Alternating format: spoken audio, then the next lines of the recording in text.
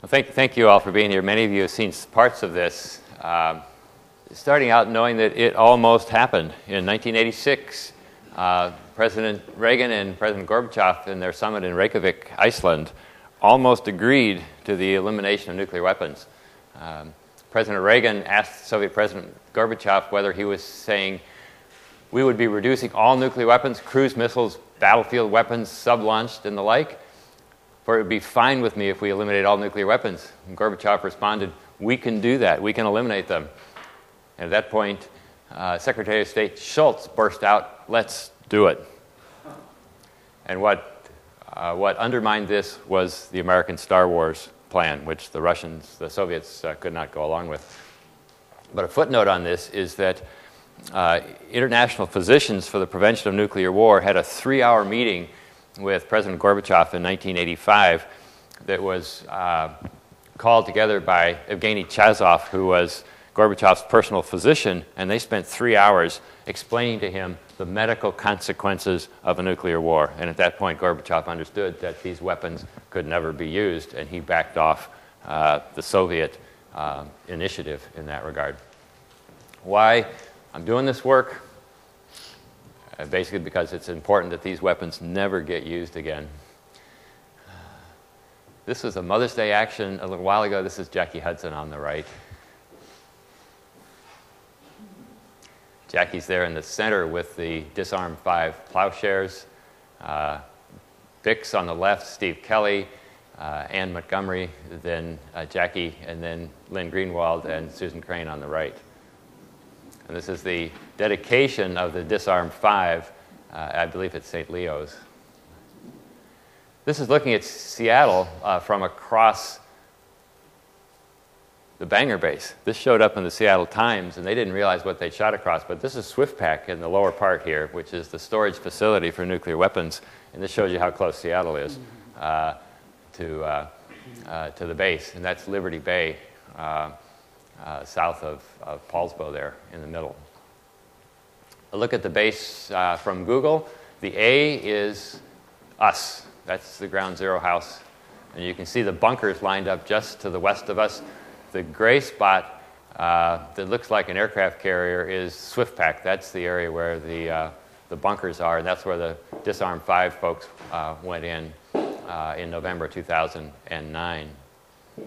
So Trident's mission, according to the naval history, strategic deterrence has been its sole mission since its inception. The SSBN, or the Trident submarines, provides the nation's most survivable and enduring nuclear strike capability.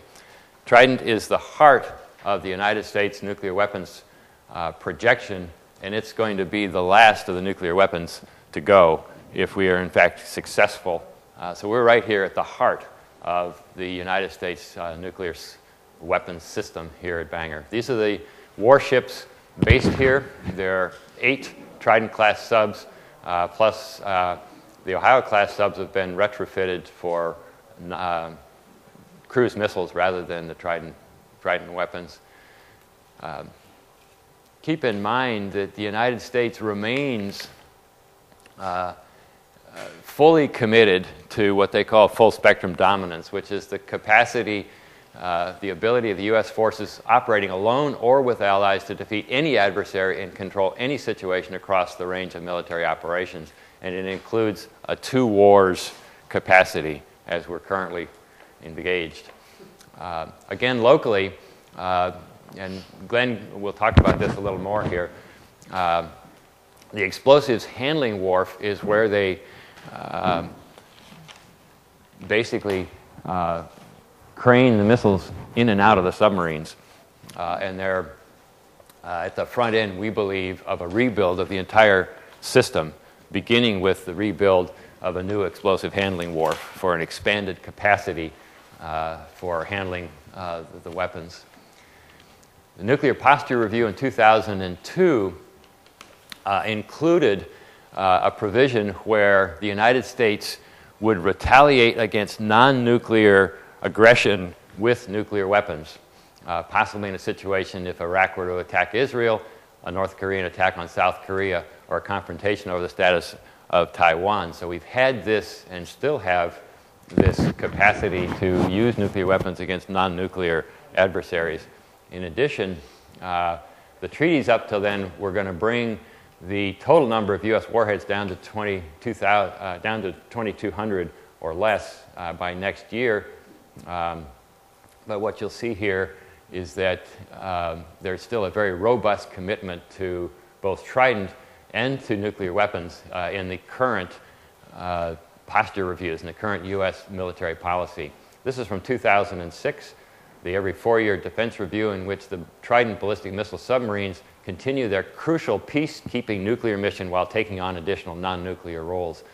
And in addition, deployment of the Trident-equipped submarines in the Atlantic and Pacific Oceans, combined with the ability of the D-5 missiles to fly in excess of 4,000 miles, effectively covers the globe. The United States, through the Trident submarine system, has the capacity to obliterate essentially any city in the world within 15 to 30 minutes of command to launch. This is to take a look at one single Trident D5 warhead over Seattle. You can see Puget Sound there. That's the 20 miles to Bangor, which is the red dot on the upper left there. A 475 kiloton warhead, which is a D5 warhead. At 2 kilometers, you have essentially total death. Nobody survives in that range. Out to 2.5 kilometers, okay, or close to 3 miles across, 500 rem radiation is essentially a lethal dose of radiation. So anybody in that zone who's exposed is not likely to survive more than a week or two. Widespread blast destruction. This means that anything that's not sort of steel structure is going to get blown down. And out to almost a 5-mile radius, 10 miles across, we have third-degree burns. We have probably 35 or 40 burn beds in King County. And we're talking about a population area of about 600,000 at night and probably close to 1 million during the day with third-degree burns, which essentially are lethal burns if they're not treated aggressively. And here's Hiroshima. This is the Hiroshima bomb, 12 to 15 kilotons compared to a single Trident bombs. This is why I say that a single use of one of these weapons anywhere in the world would be a catastrophe. This is a whole city wiped out. In 2006, we were told that Kitsap Bangor here, SwiftPack, and the Trident system had almost a quarter of the total U.S. warheads, 23,000 of the almost 10,000 warheads in the U.S. arsenal were here at Bangor. Since then, this is according to Hans Christensen of the Federation of Atomic Scientists in a personal email to me, indicated that nuclear weapons for the Trident system is still about 1,100 for the 14 subs. 8 of the subs are here at Bangor. 6 of the subs are on the Atlantic coast at Kings Bay and the Georgia-Florida border. 12 of those subs are deployable at any time, so that there are about 500 warheads at sea at any given time. Probably still at least 1,000 of those warheads are here at Bangor. Total number of warheads in the stockpile is now down about 5,000. This is as of November 2010. So understand that Trident is the centerpiece of U.S. military policy, and each submarine is capable of carrying 192 of these warheads.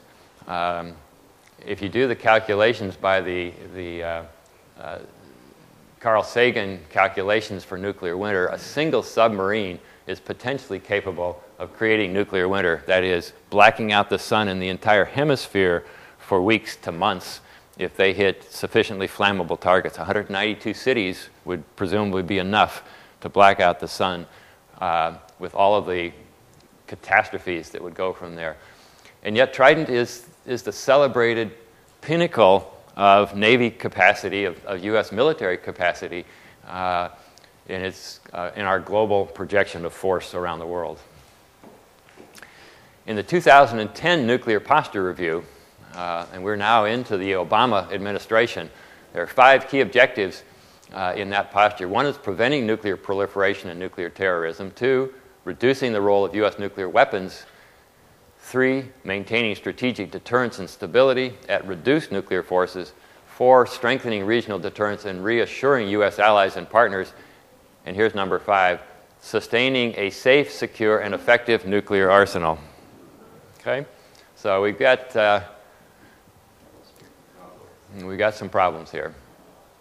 With current plans to sustain the Minuteman III and the Trident II strategic missiles for at least another 2 decades, the nation will need technically skilled personnel to address unknown future challenges associated with the aging of these systems.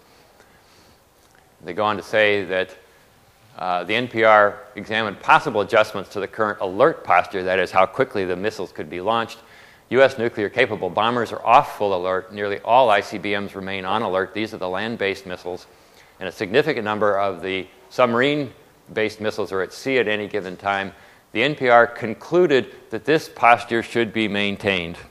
And this is essentially, at least for the Trident system, this is essentially Cold War levels of patrol.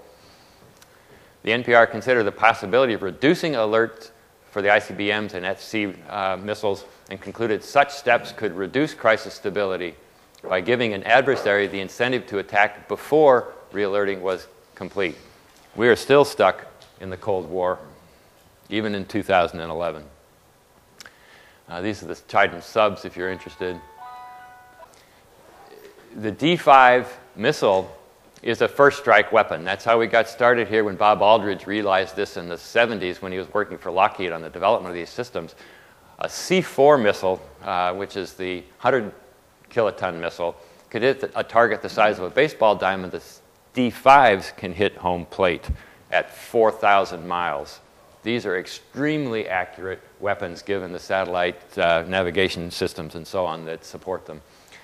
This is the Russian Bulava sub. This is the only other nuclear weapon system that's anywhere close to comparable to Trident. And in their test history up through November of 2010, they had only 3 successes out of 14 trials of their missile history, where the United States has had, I think, 134 consecutive successful launches of the D5 system. So the Russians are way, way behind us. This is Hiroshima. This is taking a look at what a single small, what was been called a peanut bomb can do. This is the Oder River, Hiroshima following the bomb. The Red Cross building, pictures of survivors. We basically have to make sure that this never happens anywhere.